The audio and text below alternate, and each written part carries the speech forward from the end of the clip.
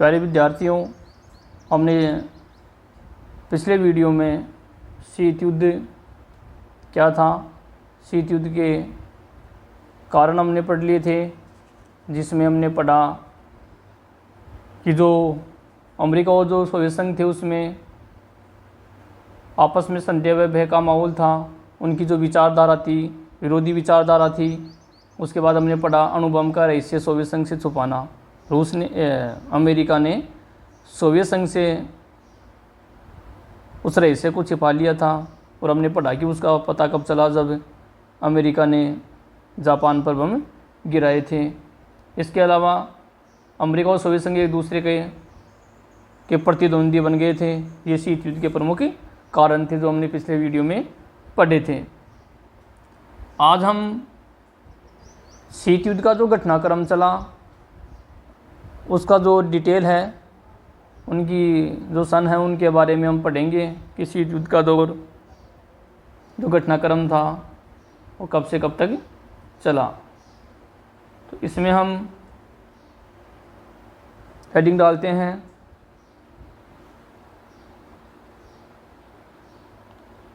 शीत युद्ध का घटनाक्रम।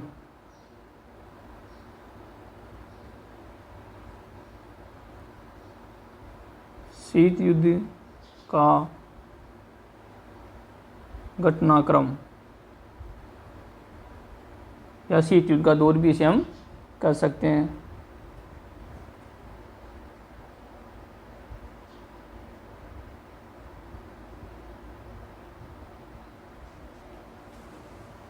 इसमें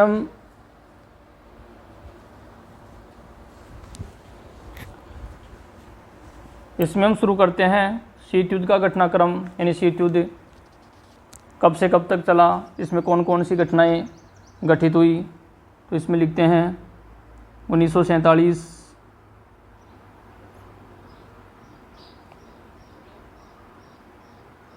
1947।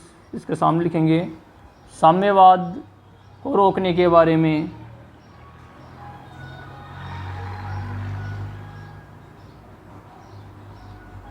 साम्यवाद को रोकने के बारे में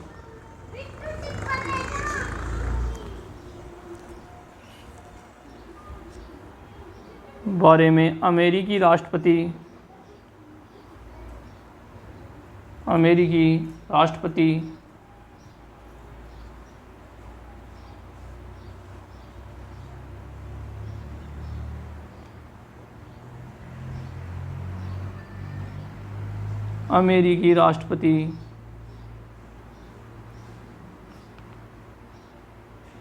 लिखने में थोड़ी मिस्टेक हो रही है। अमेरिकी राष्ट्रपति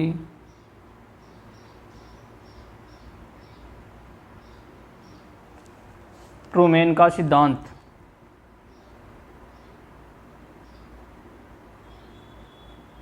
ट्रूमैन का है सिद्धांत, इसे ट्रूमैन सिद्धांत भी कहते हैं। 1947 में साम्यवाद को रोकने के लिए, जो साम्यवादी देश कौन सा था, सोवियत संघ, उनकी वर्चस्व को रोकने के लिए अमेरिकी राष्ट्रपति जिनका नाम था ट्रूमैन का सिद्धांत। आगे हम लिखेंगे, एक लाइन में एक ही लिखेंगे, ये कंप्लीट हो गया। अगली लाइन में लिखेंगे जो 1947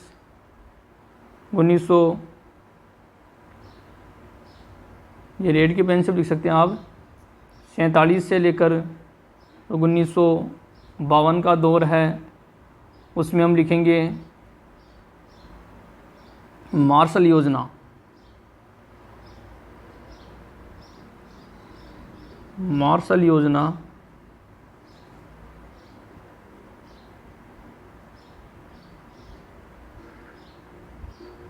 जैसे भी हमने ट्रूमैन तो वहाँ के राष्ट्रपति का नाम था, उसी प्रकार जो मार्शल जो व्यक्ति का नाम, तो उनके नाम पर ये मार्शल योजना उन्हीं के नाम पर है। तो इसमें हम लिखेंगे पश्चिमी यूरोप। मार्शल योजना में लिखेंगे हम पश्चिमी यूरोप जो यूरोप महाद्वीप है उसका पश्चिमी भाग के जो देश हैं यूरोप के पुनः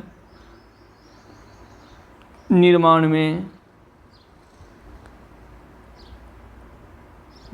में अमेरिकी सहायता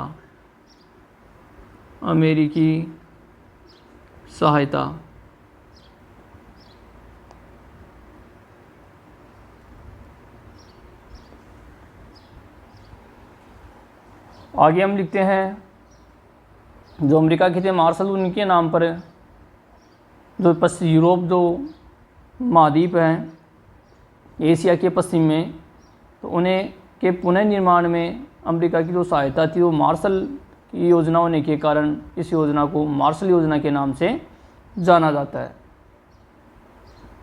आगे हम लिखेंगे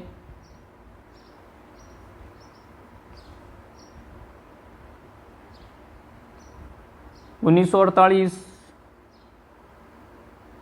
सन को हम अलग से रेड पेन से लिख लेते हैं। 1948 से लेकर 1949 47 नहीं 48 करें इसको, 48 से जो 49 का जो दौर था उसके बारे में लिखेंगे हम। सोवियत संघ द्वारा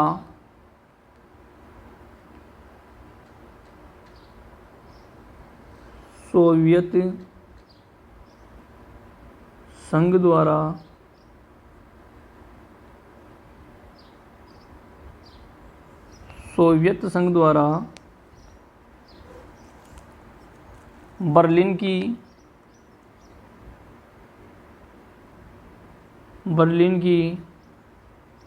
घेराबंदी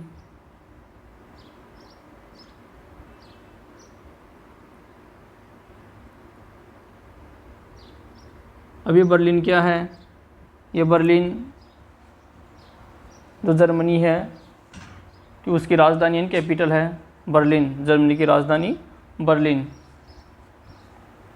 तो ये ध्यान रखेंगे सोवियत संघ द्वारा बर्लिन की घेराबंदी करना जो जर्मनी की राजधानी है। अगला घटनाक्रम हम लिखेंगे 1950, ये रेड की पेन से लिख लेंगे आप सन या जो भी आपको अच्छा लगे। 1950 से लेकर जो 53 का दौर था उसमें कौन सा घटनाक्रम? कोरिया युद्ध, कोरिया देश है, कोरियाई युद्ध आपने सुना होगा। जो एशिया महाद्वीप में उत्तरी कोरिया, दक्षिणी कोरिया, जो उत्तर का भाग है उसे उत्तरी कोरिया कहते हैं और दक्षिण के भाग को दक्षिणी कोरिया कहते हैं। तो कोरिया युद्ध। आगे लिखेंगे 1954 का घटनाक्रम, जिसमें हम लिखेंगे वियतनामियों के हाथों फ्रांस की हार। वियतनाम ये देश है, वियतनाम के हाथों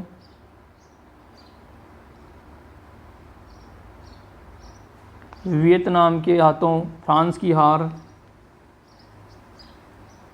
फ्रांस यूरोप महाद्वीप का देश है जिसकी राजधानी पेरिस जो दुनिया का खूबसूरत शहर है। फ्रांस की हार। जनेवा या जिनेवा भी कहने को मिलेगा आपको, जिनेवा जो ऑस्ट्रिया में है।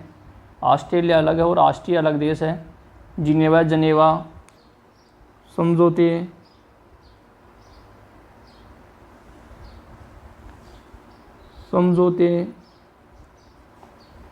पर हस्ताक्षर।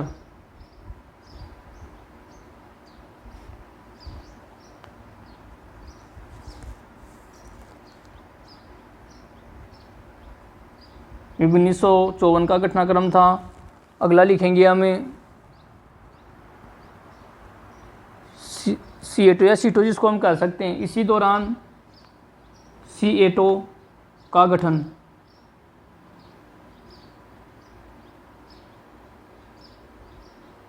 C8 का गठन, इसको हम सीटो भी कह सकते हैं। SEATO, C8 का गठन 1954 का दौर था ये।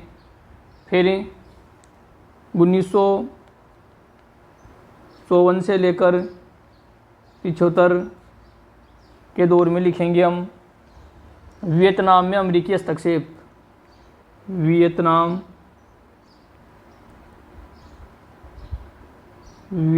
में अमेरिकी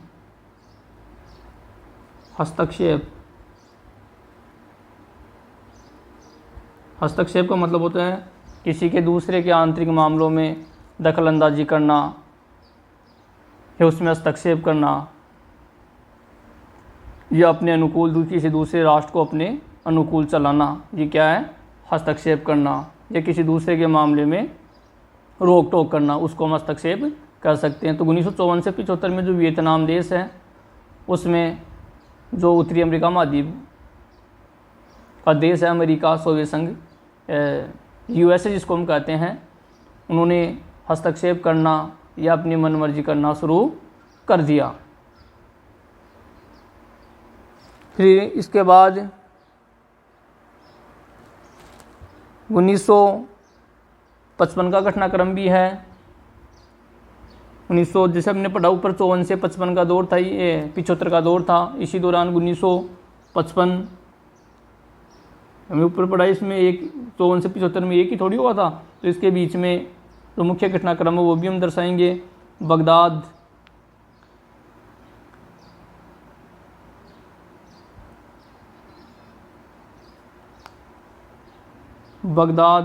सेंटो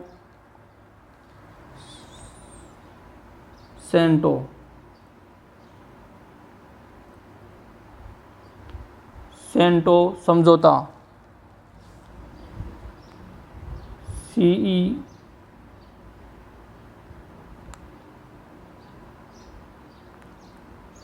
सेंटो, CEN,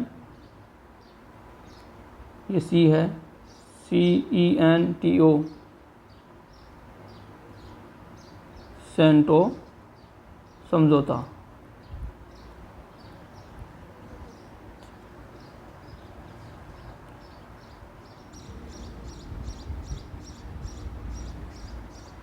अब देखो, एक तो ईरान और एक इराक।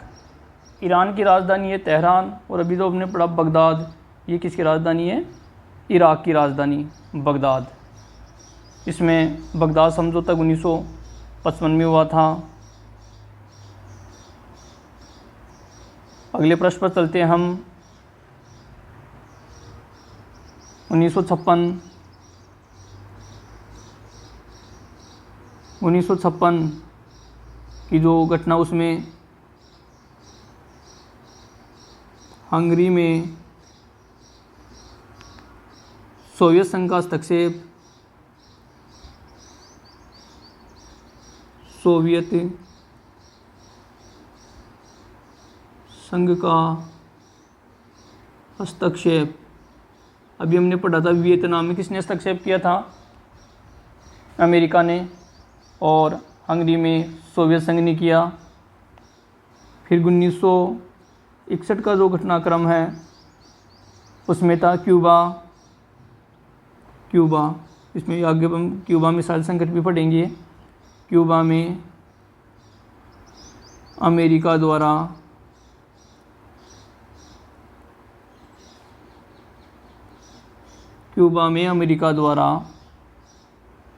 प्रायोजित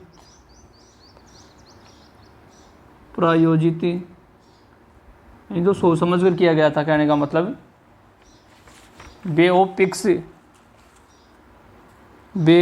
पिक्स आक्रमण, नीचे लिख लेंगे बे ऑफ पिक्स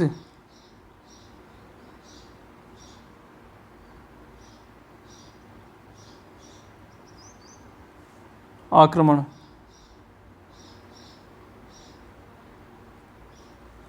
ये 1961 का घटनाक्रम था। और हमने पढ़ा बर्लिन, जो जर्मनी की राजधानी है, बर्लिन की दीवार जैसा आपने चीन की दीवार का नाम सुना होगा, उसी प्रकार यूरोप महाद्वीप का देश है जर्मनी, और जर्मनी की राजधानी क्या है? बर्लिन। बर्लिन की दीवार खड़ी की गई।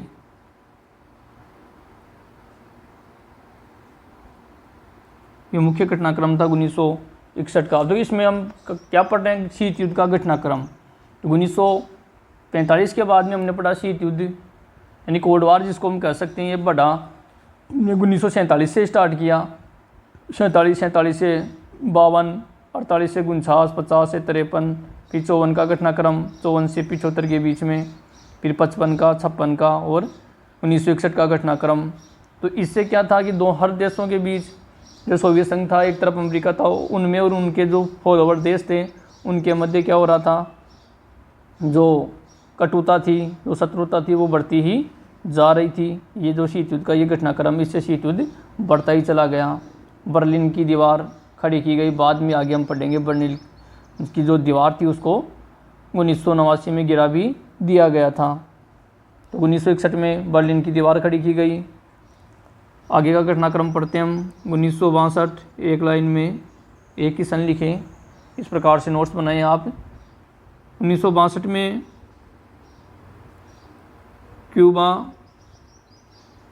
क्यूबा का मिसाइल संकट, बाद में टाल दिया गया। यानी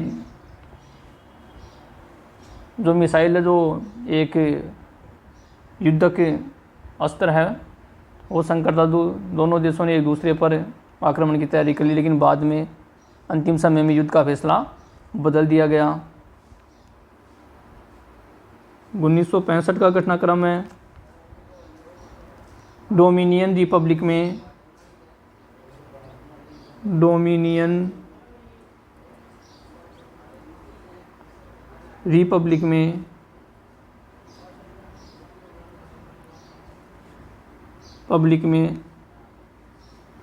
अमेरिकी हस्तक्षेप।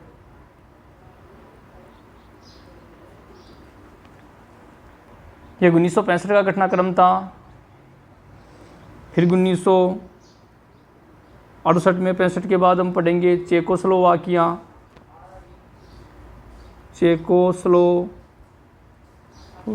ये देश का नाम है, में सोवियत हस्तक्षेप।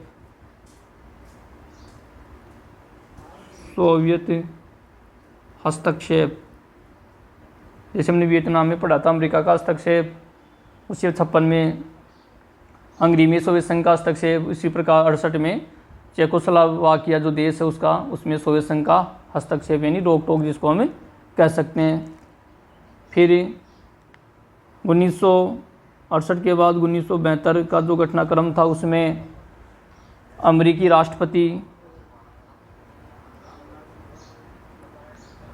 राष्ट्रपति जो शुरू में हमने पढ़ा था ट्रूमैन थे उस समय। अब 1972 का जो घटनाक्रम था उसमें अमेरिकी राष्ट्रपति निक्सन आधा का ये निक्सन का चीन दौरा, जो एशिया महाद्वीप का देश है चीन, इसमें अमेरिका के राष्ट्रपति निक्सन ने चीन का दौरा किया 1972 में। तो ये भी एक शीत युद्ध का ही घटनाक्रम है कि कोई देश, शक्तिशाली देश, किसी दूसरे देश या दूसरे महाद्वीप में आकर कोई दौरा करे तो उससे एक मनोवैज्ञानिक प्रभाव पड़ता है कि कौन सा देश, शक्तिशाली देश किस देश के साथ है। तो यही तो शीत युद्ध है। ये नहीं, ये किसी युद्ध अस्त्र शस्त्र से नहीं लड़ा जा रहा, एक दूसरे पर दबाव बनाने की कोशिश या कौन सा गुट ज़्यादा शक्तिशाली है ये दिखाने की कोशिश की जाती है, वही तो शीत युद्ध है। तो इसलिए 1972 अमेरिका एक शक्तिशाली राष्ट्र था और आज भी है, और चीन है वो भी शक्तिशाली देश था। तो अमेरिका के राष्ट्रपति निक्सन ने चीन का दौरा किया। फिर आगे हम देखेंगे 72 के बाद में 1978 से जो 89 है उसके बीच कंबोडिया देश है, कंबोडिया में वियतनाम का हस्तक्षेप। तो कंबोडिया जो देश उसमें वियतनाम देश है उनका हस्तक्षेप किया गया। और उसके बाद जो अगला है 1979 से 1989 89 का जो घटनाक्रम है उसमें अफ़गानिस्तान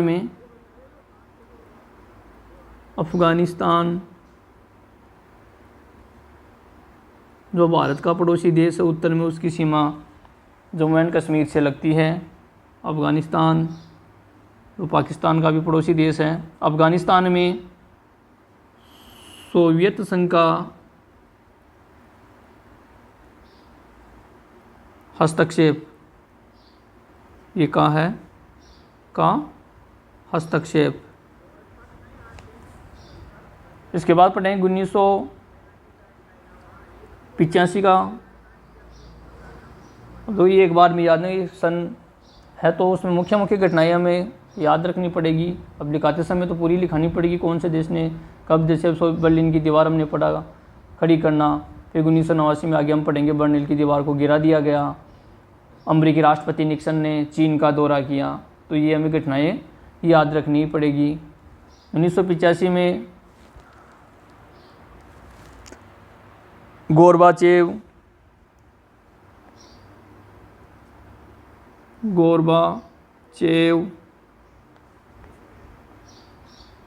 की सुधार की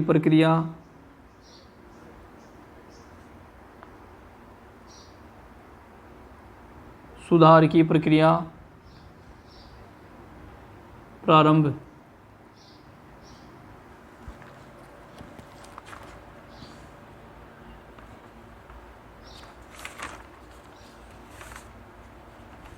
इसके बाद 85 के बाद की घटना के बाद इसको आप हाईलाइट कर लेंगे, याद रखेंगे।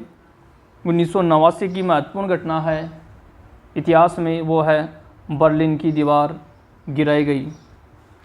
बर्लिन की दीवार गिराई गई। 61 में हमने पढ़ा था बर्लिन की दीवार खड़ी की गई थी और 89 में बर्लिन की दीवार गिराई गई। बर्लिन कहाँ है? पोस्ट में लिख लेंगे हम जर्मनी। जापान की राजधानी टोक्यो, बर्लिन लिखेंगे इसमें बर्लिन की दीवार गिरी या गिराई गई ना, कैसे भी लिख लेंगे आप।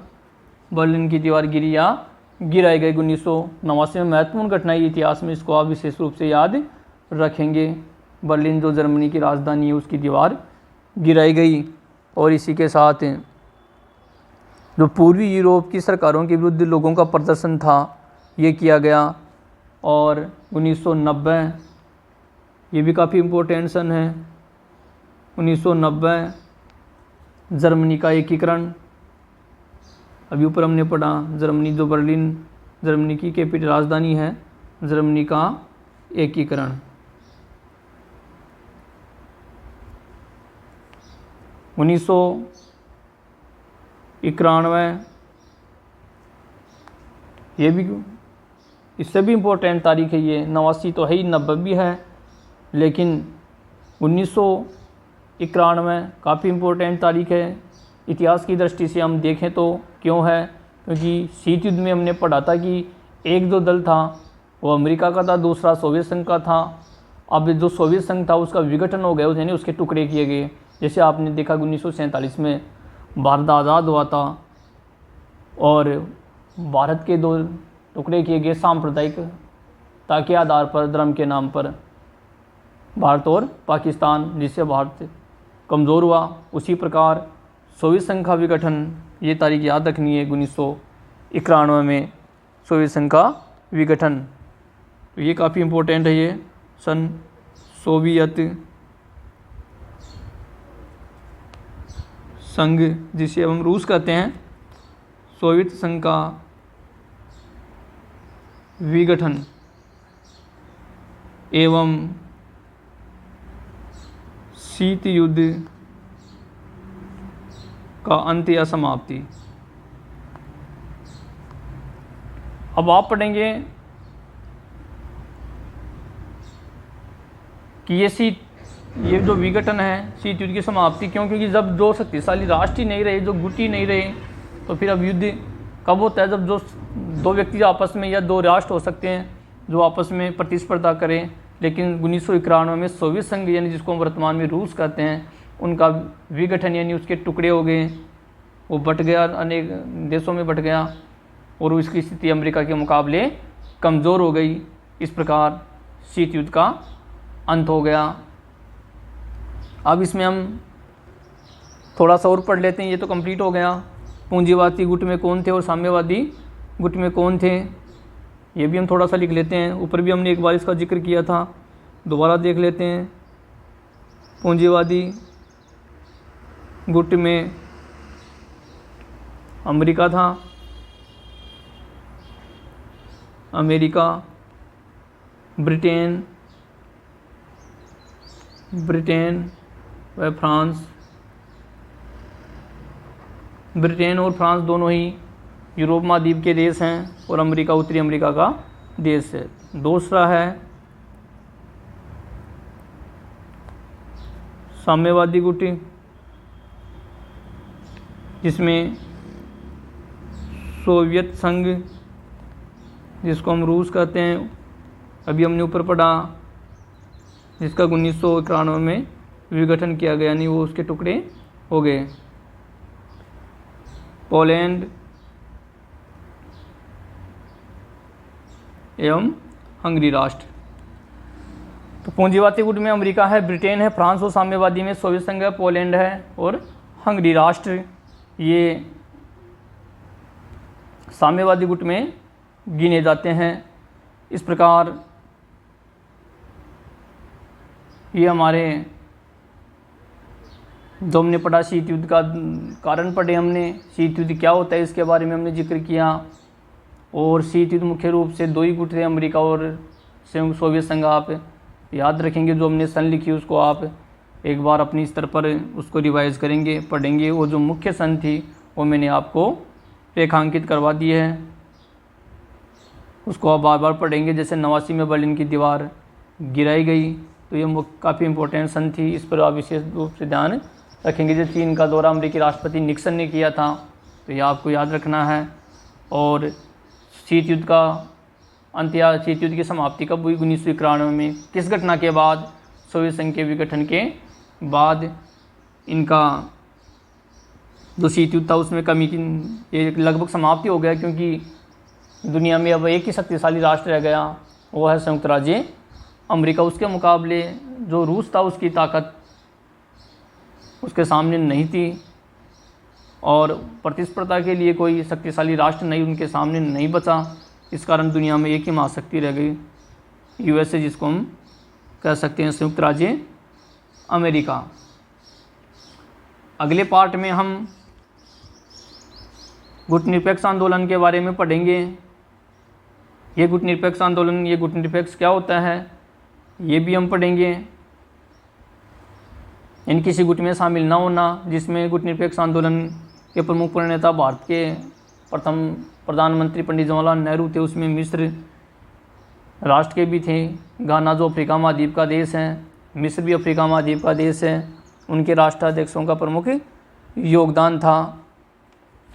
और अगले पार्ट में हम शीत युद्ध की तीव्रता में कमी लाने वाले कारण भी पढ़ेंगे। ये हम अगले पार्ट में पढ़ेंगे कि शीत युद्ध की तीव्रता में जो तेज़ी देखी गई थी उसमें कम होने का प्रमुख कारण क्या था। तो उसका प्रमुख कारण एक गुटनिरपेक्ष आंदोलन भी था। ये गुटनिरपेक्ष आंदोलन कैसे था? क्योंकि दुनिया दो खेमों में बट गई थी, इसलिए भारत की विदेश नीति हम यही थी गुटनिरपेक्ष आंदोलन की कि किसी भी गुट में शामिल न होना, चाहे वो अमेरिका का हो, चाहे वो सोवियत संघ का हो। अगर कोई भी देश किसी गुट में शामिल नहीं होगा तो आपसी जो तनाव था वो क्या हो जाएगा, कम हो जाएगा, और ये कम होगा तो क्या होगा, को जो कटुता की भावना है, जो युद्ध का माहौल बन रहा था, वो लगभग क्या हो जाएगा, समाप्त हो जाएगा। तो भारत शीत युद्ध को समाप्त करने में भारत का भी मुख्य योगदान है, और ये भारत की विदेश नीति का प्रमुख हिस्सा भी रहा है गुट निरपेक्ष आंदोलन, अर्थात किसी गुट में शामिल न होना। दोस्ती सबसे रखनी है, चाहे सोवियत संघ हो चाहे और कोई देश हो, लेकिन किसी गुट में या सैनिक गुट में शामिल न होना, या ऐसी गतिविधि नहीं करना जिसमें किसी देश में आपस में कोई युद्ध की संभावना बने। ये हम अगले पार्ट में पढ़ेंगे। धन्यवाद।